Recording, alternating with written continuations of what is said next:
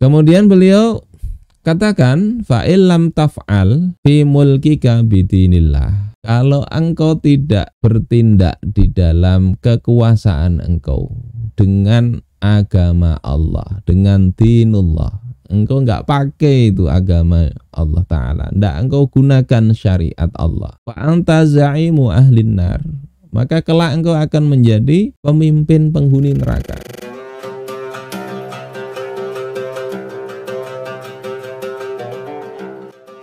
Assalamualaikum warahmatullahi wabarakatuh.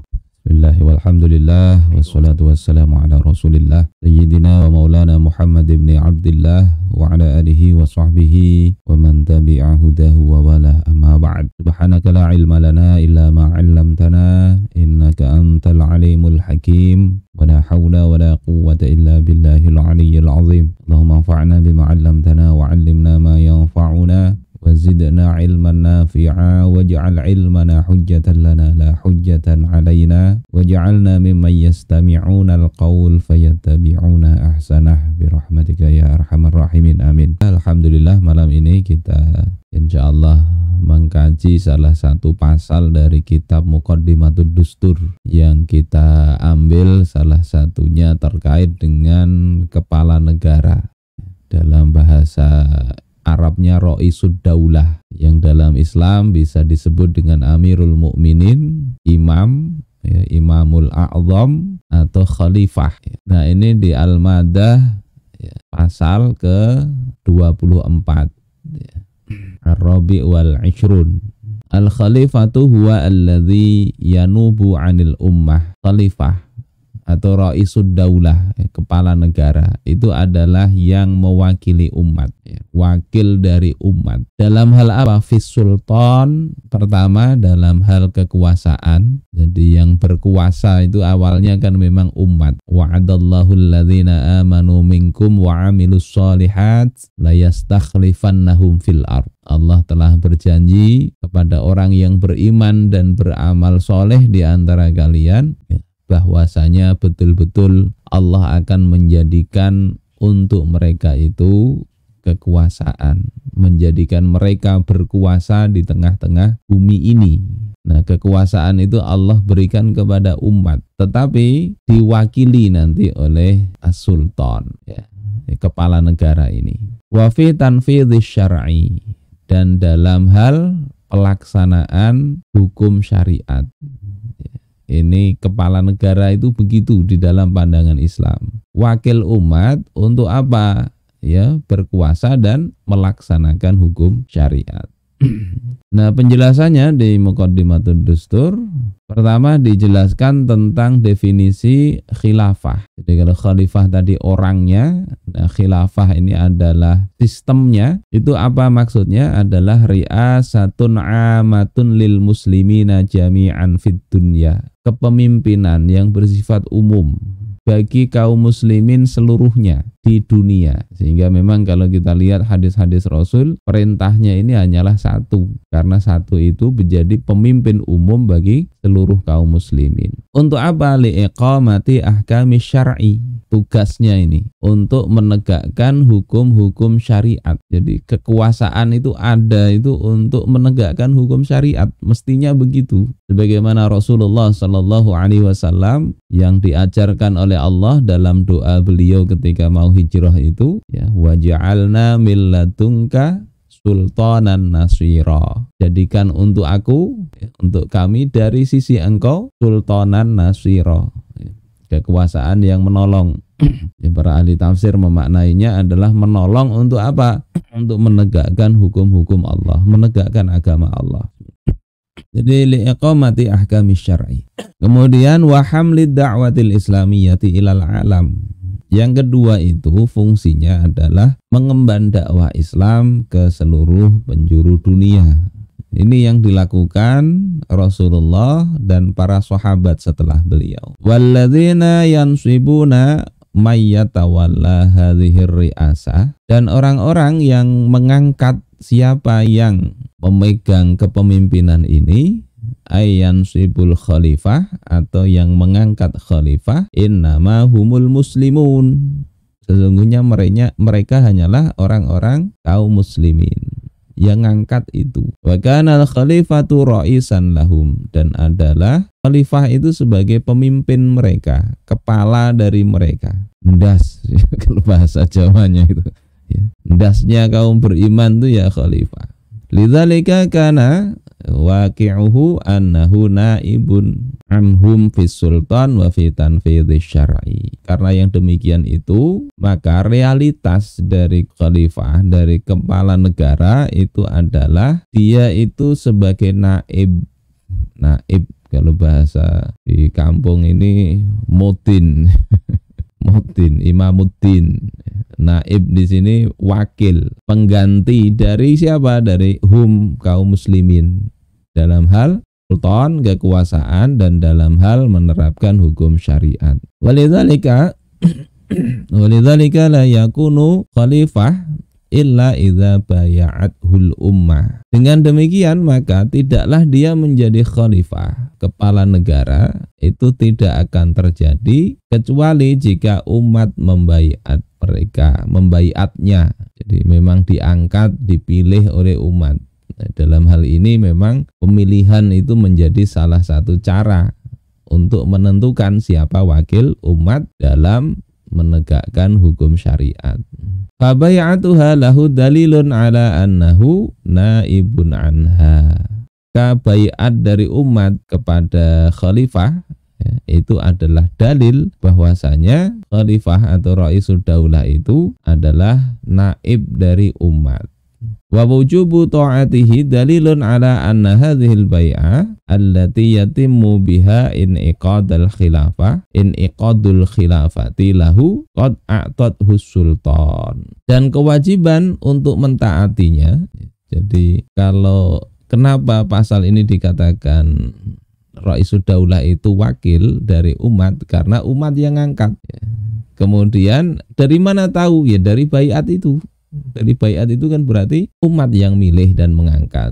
Kemudian kenapa ada sultan, kekuasaan bagi mereka? Karena setelah diangkat wajib untuk ditaati. Jadi ini dalil ya, dalil bahwasanya dengan terakatkannya khilafah ini itu berarti telah memberikan kepada khalifah ya, memberikan apa? Memberikan sultan, yakni kekuasaan. Wa hadza ya'ni annahu naibun anha fis sultan. Dan ini berarti bahwasanya kepala negara itu adalah pengganti wakil dari umat dalam hal kekuasaan. Ya. Wa ala hadzal asas ya wudi'at hadhil maddah. Nah, atas dasar inilah maka diletakkan pasal ini. Jadi dalil atau penjelasannya begitu. Para pemirsa sekalian rahimakumullah, ini di kitab Muqaddimatud Dustur. Penjelasannya ya begini. Apakah ini hanya sekedar nama sebagaimana kata sebagian orang ya? Di satu sisi tidak mau sebutan khalifah atau khilafah, tapi di sisi lain mengatakan ya Indonesia ini sudah khilafah kok. Sudah khilafah. Apakah sekedar nama? Memang ada ungkapan ya di Fatwa Darul Ifta Al-Misriyah. Ini pernah kita bahas secara panjang. Jadi di pasal 18 itu dikatakan al-khilafatu wal imarah wal wilayah wa riasatul jumhuriyah wa ghairuha minal asma mujarradu istilahat. Khilafah, imarah, wilayah ya, kepemimpinan ya, presiden katanya juga. Itu adalah sekedar nama, kata Fatwa Darul Ifta Mesir. Tetapi mestinya kepemimpinan ini kalaupun sekedar nama ya tidak sekedar nama ya. Karena di pasal sebelumnya kepemimpinan yang dimaksud ini adalah kepemimpinan yang menerapkan hukum Islam ya, di pasal 13 misalnya. Idza khalafal hakimul islama, jika seorang hakim itu menyelisihi Islam, pemerintah menyelisihi Islam. Alal muslimina ayyatawallahu bin nushi wa da'watis salimah. Wajib bagi kaum muslimin untuk memberikan nasihat ya, dan dakwah yang sehat, yang selamat, yang baik. Jadi kalau menyimpang dari hukum syariat, dari hukum Islam ya, maka mestinya dinasihati, bukan malah dicarikan pembenaran. Wa illa kalau ndak ya, Artinya tidak mau taat itu dinasihati tetap ngeyel untuk menentang hukum syariat. Fala ta'ata lahu fima amara bihi min maksiatin au mungkarin. Kalau tidak maka tidak ada ketaatan baginya terhadap perkara yang diperintahkan oleh pemerintah atau hakim ya, berupa kemaksiatan atau kemungkaran. Jadi walaupun bicara istilah siapapun ya, memegang tampuk kekuasaan, dia itu wajib taat kepada Allah untuk urusan dirinya termasuk untuk urusan kebijakan. Sehingga kalau menyelisih Islam maka wajib diberi nasihat dengan nasihat yang baik ya. Kalau mau taat alhamdulillah, kalau tidak mau berarti umat Islam sudah menyampaikan kewajibannya. Sehingga bukan sekedar nama, ya, tetapi yang perlu dilihat itu isinya, isi dari ya, ibarat ada kotak, ada labelnya, judulnya madu, maka isinya ya perlu dicek itu madukah racunkah, seperti itu. Tetapi kalau memang isinya racun ya memang tidak cocok diberi judul madu, tidak cocok. Sehingga nama dan musamma ini mestinya sinkron. Nama dan isinya mestinya sinkron. Kalau tidak sinkron, maka yang dilihat itu adalah isinya. Usolli fardhu zuhri bagi yang pakai usolli. Sengaja aku sholat zuhur. Isinya dalam hati dia itu mau asar, maka yang diambil itu adalah asar. Ya, asar. Ya. Annal ibrah fil hukmi alal asya bil musammayat la bil asma. Ada kaidah begitu. Yang diambil pelajaran di dalam menentukan sesuatu, menghukumi sesuatu itu adalah bil musammayat, dengan musamma, dengan objek yang dinamai itu apa. La bil asma, bukan sekedar dengan nama. Nah, ini yang diambil pelajaran begitu. Sehingga kalau kita bicara kepala negara ini apakah Islami apa enggak dilihat dari tampang, tidak dilihat dari label-label itu enggak. Tapi dilihat dari apa yang mau diterapkan, apa program-programnya, mestinya begitu. Apakah tupoksinya sebagai kepala negara yang di dalam syariat itu memang dibahas, mau diterapkan apa enggak? Ya mestinya itu.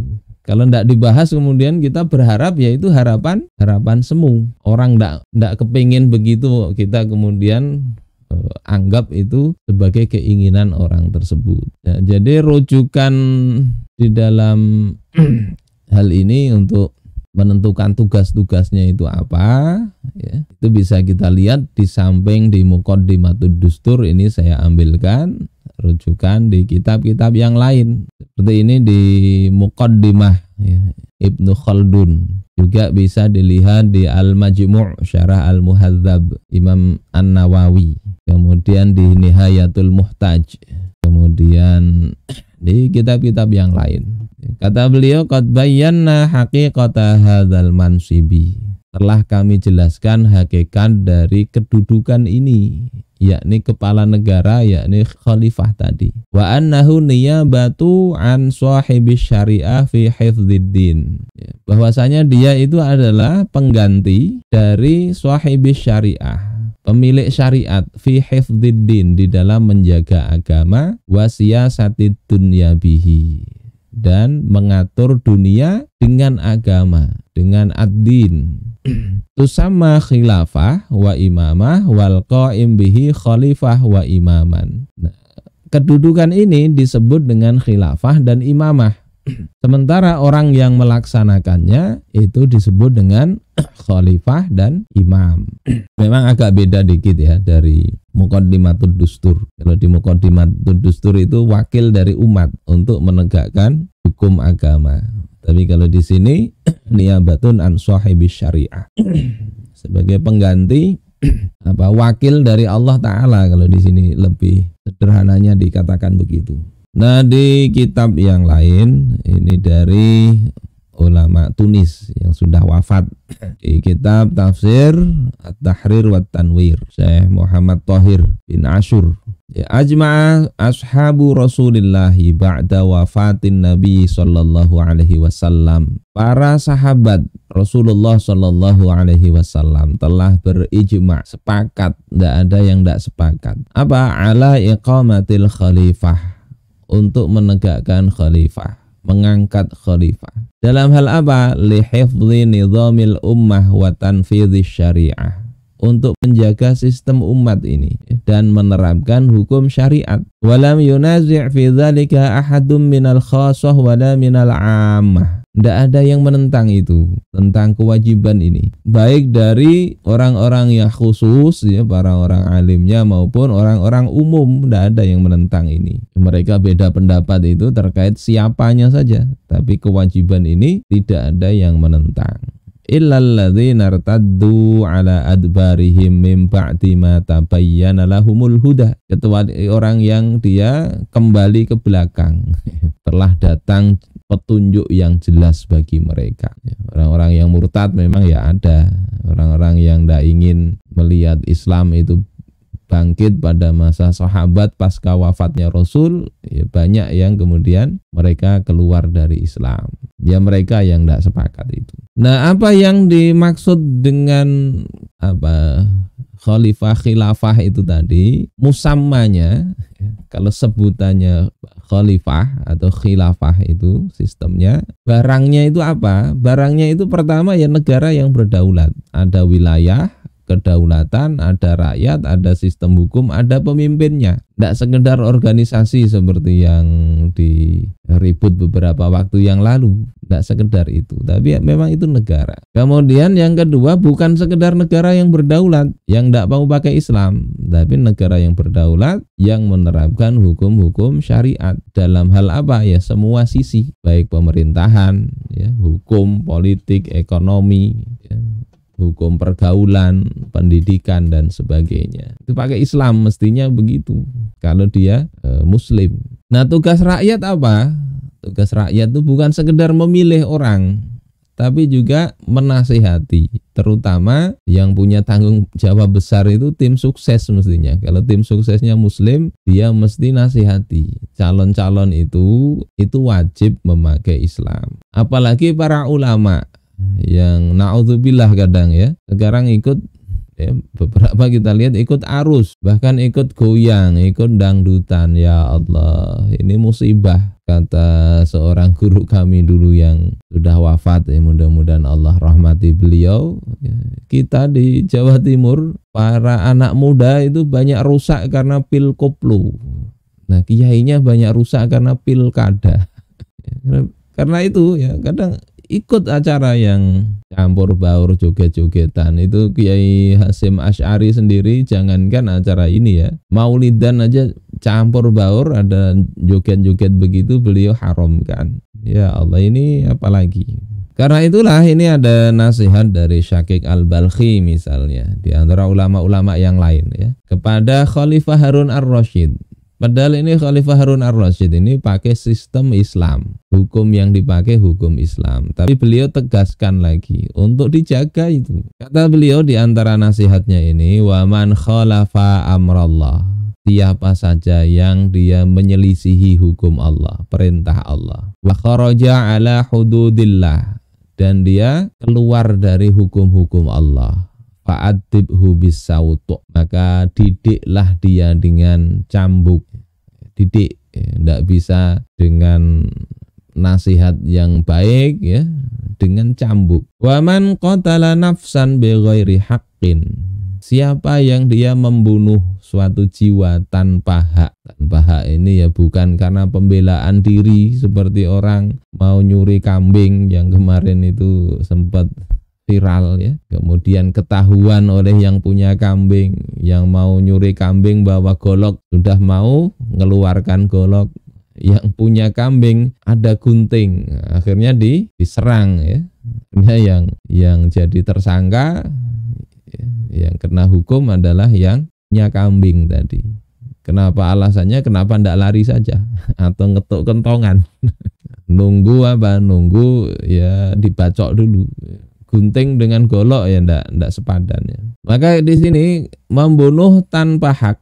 Kalau pembelaan diri sebenarnya ada hak, tinggal masalahnya nanti itu benar apa ndak, itu perlu di sidang memang tetap ya.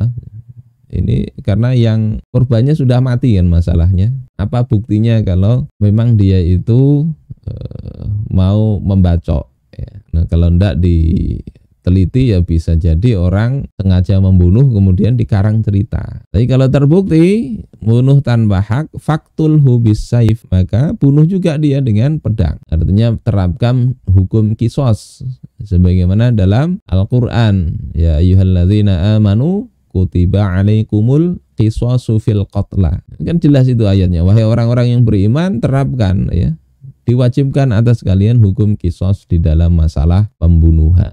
Ini nasihat dari Syakik al-Balkhi terkait apa? Terkait hukum supaya tidak nyimpang dari hukum-hukum, padahal ini hukum pidana aja. Tapi tanpa ini ya rusak masyarakat itu, banyak kriminal. Illa ayyafuwa waliyul maktul, kecuali kalau wali yang terbunuh itu memaafkan, maka tidak dikenakan hukum kisos tadi, bisa membayar diat. Ya, dulu sudah pernah kita bahas panjang lebar dalam kasus Verdi Sambo. Kemudian beliau katakan fa'il lam taf'al fi mulkika bidinillah, kalau engkau tidak bertindak di dalam kekuasaan engkau dengan agama Allah, dengan dinullah, engkau enggak pakai itu agama Allah Ta'ala, enggak engkau gunakan syariat Allah, fa anta za'imu ahlin nar, maka kelak engkau akan menjadi pemimpin penghuni neraka. Ini nasihat yang membekas kepada Khalifah Harun ar-Rasyid, dan beliau alhamdulillah ya memakai hukum syariat Allah Ta'ala. Beliau ini juga bukan hanya dinasihati oleh Syakik al-Balkhi, beliau datang kepada Imam Al-Fudail bin Iyad, dinasihati juga oleh Imam Al-Fudail bin Iyad sampai nangis-nangis ini Khalifah Harun ar-Rasyid, karena merasa berat tanggung jawab sebagai kepala negara. Berat ini tanggung jawabnya kepada Allah Ta'ala di akhirat. Tidak mau pakai hukum Allah Ta'ala, kelak menjadi pemimpinnya. Kenapa? Itu banyak orang-orang yang menyimpang dari aturan Allah, dibiarin padahal dia diberi kuasa untuk itu. Nah, lebih tegas lagi kalau ini di dalam kitab Sholahul Ummah fi Uluwil Himmah. Ini di dalam kitab Al-Ahkam As-Sultaniyah. Nah, ini lebih banyak ini kalau dibaca khatam baguslah. Mazhab Syafi'i, katanya tidak mau pakai yang lain-lain, ini mazhab Syafi'i. Salah satu imam dalam mazhab Syafi'i, Imam Al-Mawardi, wafat tahun 450 Hijriah, sebelum Imam Al-Ghazali. Ini kembali ke kitab-kitab kuning, baca aja kitab ini. Beliau ada menulis salah satu bab ke pasal ya, Mahamul Khalifah wa mas'uliyatuhu, tugas-tugas khalifah, kepala negara, dan mas'uliyah, tanggung jawabnya itu apa. Kata beliau, walladzi yalzamuhu minal umuril 'ammah asyaratu asya, dan yang menjadi kewajiban bagi kepala negara dalam perkara-perkara umum itu ada 10 hal. Saya kutipkan ini di luar Muqaddimatud Dustur ya, tambahan. Yang pertama adalah hifdzuddin ala usulihil mustaqirrah, menjaga agama, menjaga Islam maksudnya di atas dasar-dasar pondasi yang kokoh itu. Jadi dijaga, jangan sampai menyimpang. Wa ma ajma'a alaihi salaful ummah, dan di atas apa yang para pendahulu umat ini telah bersepakat. Fa inna jama mubtadi'un aw zaghadhu syubhatin anhu, kalau muncul mubtadi', orang yang mengada-ada atau orang yang dia condong kepada syubhat, sesuatu yang samar, awdaha lahul hujjah, maka kepala negara ini wajib untuk menjelaskan argumentasi yang benar. Sudah kita bahas juga bagaimana Khalifah Abu Bakar As-Siddiq kepada orang-orang yang enggan bayar zakat. Bahkan di kalangan Mu'tazilah sendiri ada Al-Ma'mun misalnya yang membantah orang yang mengaku nabi. Itu kepala negara mestinya turun tangan. Kalau dia tidak sanggup untuk memberikan hujah, dia bisa mewakilkan. Ada pada masa Khalifah Umar ada orang yang untuk kawasan itu minum khamr, pakai ayat Al-Quran. Bahwasanya ini tidak apa-apa. Kemudian ada salah satu pejabatnya yang sama begitu. Oleh Khalifah Umar minta Sayyidina Abdullah bin Abbas untuk jelasin. Bisa begitu. Wa bayyana lahu shawab, dan menjelaskan bagi orang yang punya kesamaran itu, menjelaskan mana yang benar. Wa akhadhahu bima yalzamuhu minal huquqi wal hudud, Kemudian menindak siapa saja, ya, orang-orang yang punya ada kewajiban, ada hak-hak, dan juga hudud, yakni hukum-hukum Allah Ta'ala. Liyakunad dinu mahrusan min khalalin, agar agama itu terjaga dari kerusakan, ya. Wal ummatu mamnu'atan min zalalin, dan umat itu terlindungi dari ketergelinciran. Ini tugas pertama, jaga agama. Oh, agama kan tidak perlu dijaga, dasmu kalau itu ya. Agama tidak perlu dijaga. Ada orang begitu. Allah Ta'ala sendiri menyuruh Nabi Muhammad misalnya untuk mencari ahlun nusrah, intan surullaha yansurkum, ada ayat itu.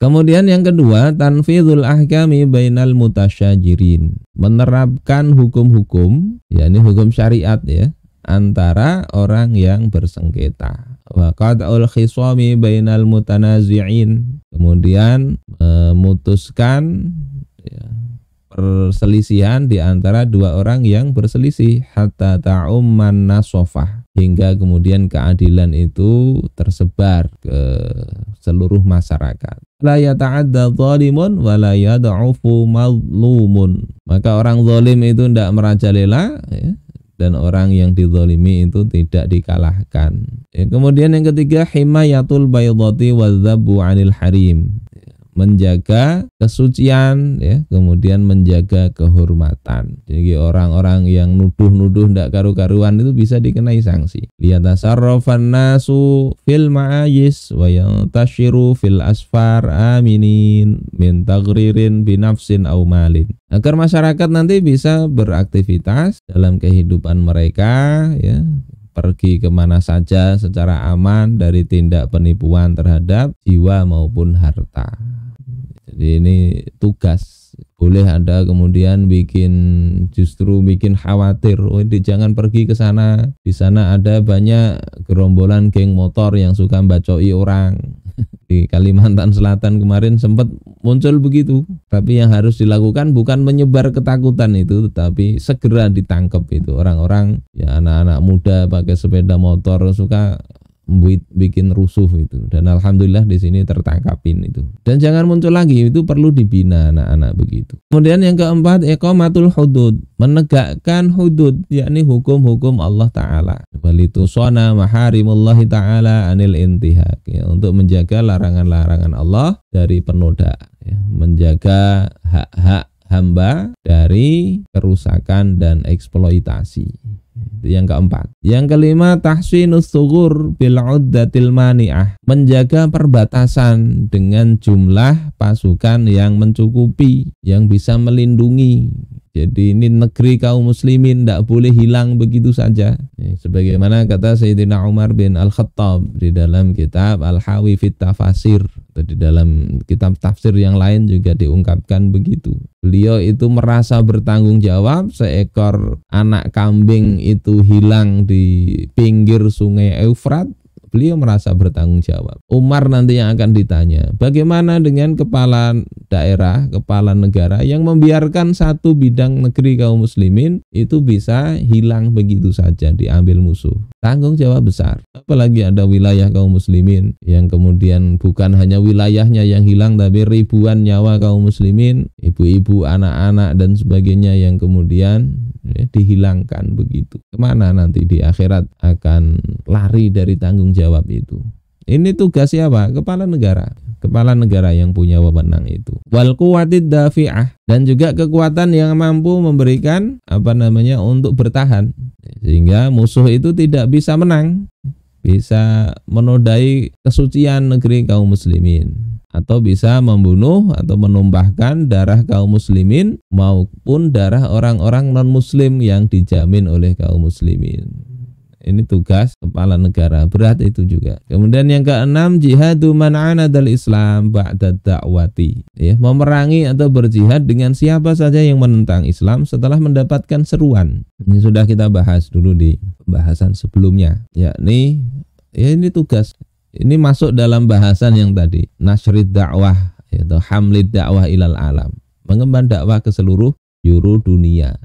Jadi nyampaikan dakwah. Orang berdakwah kemudian justru dizolimi sebagaimana kasus utusan Rasulullah di sekitar perbatasan Syam sana. Rasulullah kirimkan pasukan. Ya, perang Mu'tah terjadi. Gara-gara apa? Dakwah dihalangi penghalang fisik tadi. Kemudian yang ketujuh, jibayatul fai' was shadaqat ala man aujabahu syar'u. Memungut fai' dan shadaqat. Ya, zakat. Jadi ini tugasnya apa? Bukan hanya bazis.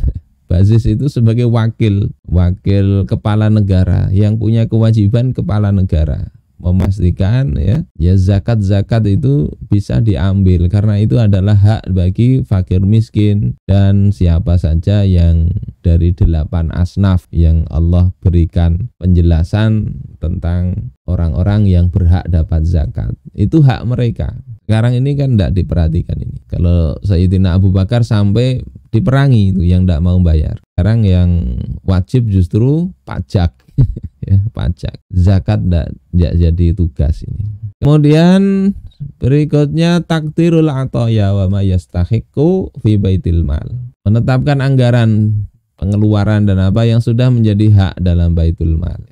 Jadi ini kepala negara mestinya begitu. Ada kitab Al-Amwal fi Daulatil Khilafah karya Syekh Abdul Qadim Zallum ya. Kemudian kalau yang lebih lama dulu ada Al-Amwal Abu Ubaid dengan juga Al-Kharaj ya. Yang ke-9 istighfaul umana wa taqlidun nusuha. Mengangkat para pemegang amanah dan juga para penasihat untuk apa? Urusan-urusan tanggung jawab menyangkut harta ya. Kemudian yang penting ini adalah agar segala urusan ditangani oleh para profesional ya. Ditakun al-a'malu bil kafaati madbutotan ya. Punya kafaah, kapabilitas yang mengangkat apa yang diangkat itu. Karena kalau mengangkat orang yang tidak amanah atau amanah tapi tidak bisa, tidak punya kapabilitas, itu termasuk jenis pengkhianatan. Khianat, orang tidak bisa itu diangkat. Jadi pegawai sekalipun. Jadi pegawai ngangkat orang yang tidak punya kemampuan. Sementara ada yang lebih mampu. Maka itu bentuk sifat khianat. Yang ke-10 ayyubashira binafsihi musyarafatal umur. Melakukan pemantauan sendiri terhadap berbagai urusan. Melakukan isyraf ya. Ini tugas kepala negara ini. Sebagaimana contoh ya Khalifah Umar itu. Ya tidak cukup dengan sekedar wakil, tapi beliau sendiri ya, melakukan ronda kadang inspeksi ya seperti itu. Supaya apa? Karena tidak bisa ngandalkan pembantu semata. Orang bisa laporan itu bagus semua, tapi kalau tidak lihat sendiri bisa jadi kan dibohongi. Sementara kebohongan bawahan itu tetap tanggung jawab atasan. Nah ini yang kadang tidak difahami itu begitu. Ini yang kata Khalifah Umar bin Abdul Aziz, tidak bisa tidur itu kadang begitu mikirin anak buah ini. Mereka curang itu tidak bisa berlepas diri. Kepala negara tidak bisa berlepas diri. Oh itu kan anak buah, bukan saya. Bukan saya. Dia itu punya tugas untuk mengontrol. Bukan harus mengerjakan sendiri. Ini kadang yang jadi masalah begitu. Tugas utama itu kan memastikan semua bawahan itu bisa melaksanakan tugasnya dengan baik. Kalau tidak bisa mengganti atau dia cari ya, dia training atau diapakan lah supaya bisa. Kalau pekerjaan seperti bersihin gorong-gorong misalnya, nyapu dan sebagainya, ya itu bukan tugas kepala negara. Kalau mau melakukan ya silahkan, tidak apa-apa.